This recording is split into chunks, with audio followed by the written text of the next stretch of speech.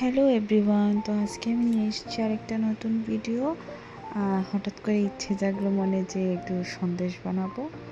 তো তাই আমি এখানে প্রথমে চিনি নিয়ে নিয়েছি, চিনিটাকে ভালোভাবে ভুনিয়েছি। তো তারপর এটা যখন একটু ক্যারামেল টাইপের হয়ে গেছে, একটু লাল লাল হয়েছে, তখন এর মধ্যে আমি দিয়ে দিলাম আমার ঘরে রাখা ছিল দুধের ছানা। ওই ছানাটাকে দিয়ে দিলাম, দিয়ে এটাকে ভালোভাবে মিশিয়ে নিয়েছি। দেন এখানে একটু গুঁড়ো দুধ দিয়েছি।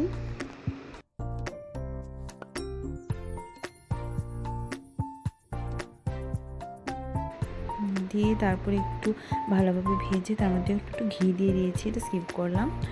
তো তারপর আমি এটাকে একটা থালাতে সেট করে নিয়েছি। এটাকে একটু ঠান্ডা হতে দেবো। তো ঠান্ডা হওয়ার পর ভালোভাবে সেট হয়ে গেছে। এখন আমি এটাকে নাইফ দিয়ে কেটে নিয়েছি সন্দেশের করে। তো কাটার পরের অবস্থাটা দেখাচ্ছি।